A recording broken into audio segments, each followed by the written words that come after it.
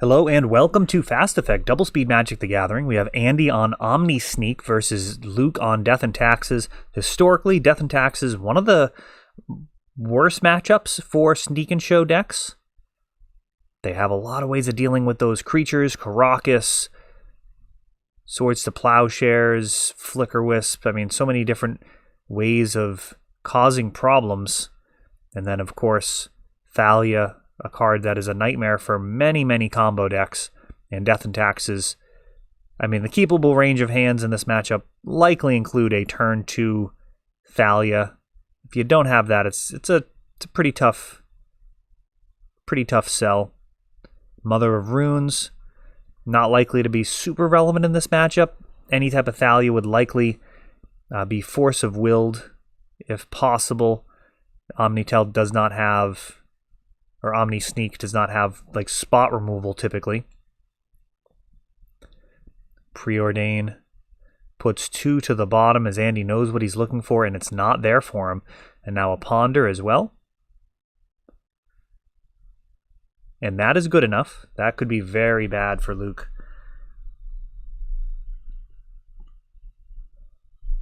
Thalia has arrived. And Force of Will stops her from making an impact. And now Mother of Runes actually turning sideways. That is not typically what she's going to be doing, but in this matchup, not a ton of utility in holding her back. It's not like there's going to be lightning bolts or any type of removal that could really punish the line. So this Ponder being thought about much more, and it is kept. That is usually a bad sign for a Death and Taxes player. Occasionally it means you're pondering and finding other ponders or other cantrips. And, oh, Sanctum Prelate. This card's a nightmare for this matchup. We have Brainstorm with the fetch land on board. So Andy's going to be able to optimize his hand, but, I mean, this is not great. Sanctum Prelate on 3 stops your show and tells and really makes you rely on your sneak attacks. Without your show and tell, there's not a whole lot you can do. You're also not going to be able to Cunning Wish for an answer. And in the blue-green variant of this, which I actually like more, Eureka Tell I actually think is the strongest variant of show and tell currently playable thanks to Veil of Summer, a real blowout card against some of the best decks in the format. In that matchup, you're still going to have a tough time as Eureka for Omniscience doesn't just win you the game. You have to put in some bodies. Yeah, that Sanctum Prelate is a really tough card to contend with. We've got the sneak attack, only 1 red mana. So this island not going to be able to put in a Gristlebrand or Emrakul. But if Andy has a Gristlebrand in hand, this could be very bad. I mean, even an Emrakul would be a big issue.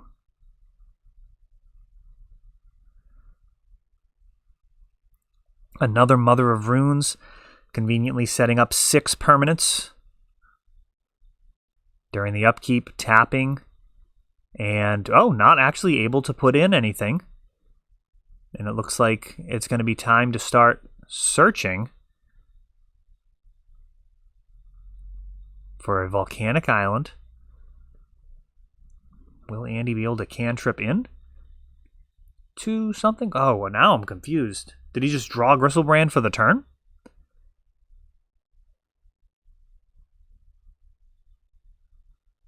Got some Lotus Petals and now a Emrakul joining the fun for 22 damage in the air and sacrificing 6 permanents. So Andy picks that game up. Perhaps he drew the Gristlebrand for turn there? I wasn't really watching the hand to see which cards came from which draw steps.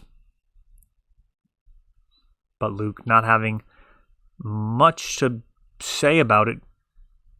Karakas can be very strong in this matchup as it can't be Force of Willed. Phyrexian Revoker, a card that shuts off the sneak attacks. I mean, Death and Taxes has a lot of possible cards that it can utilize.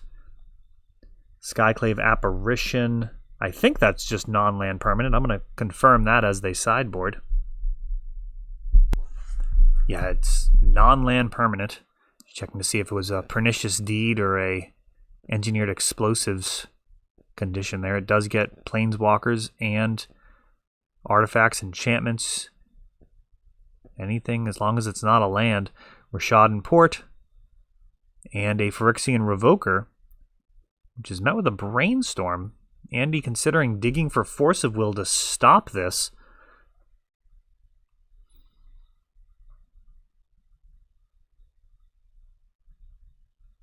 Brainstorm, one of those cards that I think adds just so much depth and complexity to the format. Great players will disagree about what time to use Brainstorm and how to use it. Just adds so much variability to every matchup that it's involved in. And allows you to do some pretty crazy stuff. You can make some pretty strange combos work when you add that level of consistency. Now the Revoker has stuck, and Andy does need to draw one of those cards from the Brainstorm. He'll be able to shuffle away the other one. And fetching.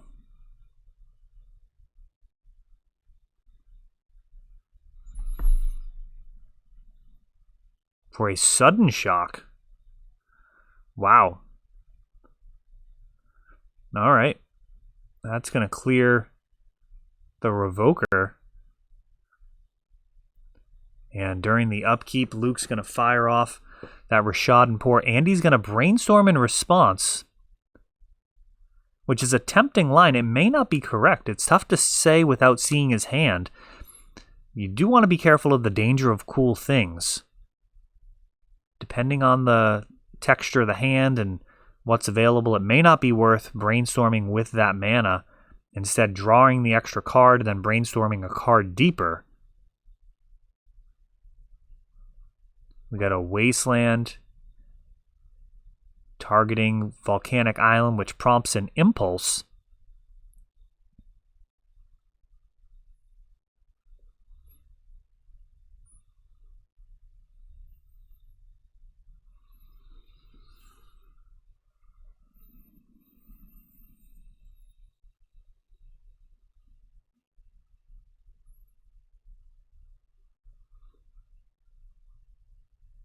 Lotus Petal along with the fetch land. 3 mana is possible here for a show and tell.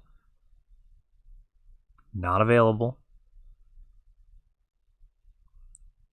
Very likely that Andy's going to be on the sneak attack plan, given that he cared about that Revoker. There's a lot of games where it just doesn't matter. You have Revoker being able to shut down sneak attack and Gristlebrand. I mean, there are so many things that can go wrong for the Omnitel player, but this is actually looking quite good for Andy. There's a show and tell. What is Luke going to put in here?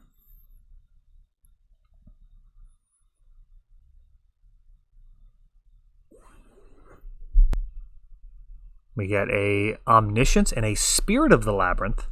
So Spirit of the Labyrinth could be an issue if Gristlebrand was to play. Oh, we've got a Pyroclasm for free. And now Cunning Wish.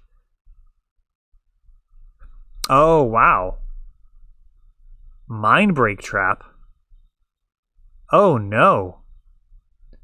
That Pyroclasm was not really necessary.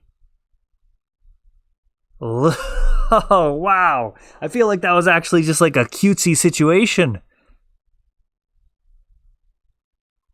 Andy could have Cunning Wished.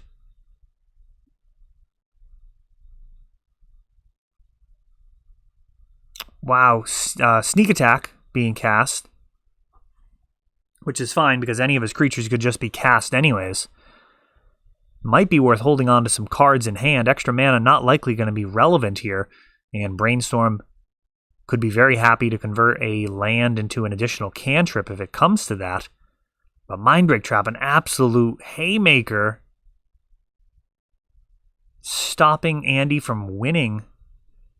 That Cunning Wish would have been able to grab either Firemind's Foresight or perhaps Shared Summons, a instant speed card that'll let you get 2 creatures out of your deck, casting Gristlebrand and Emrakul.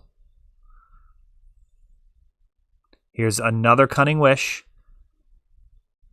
And let's see what he has.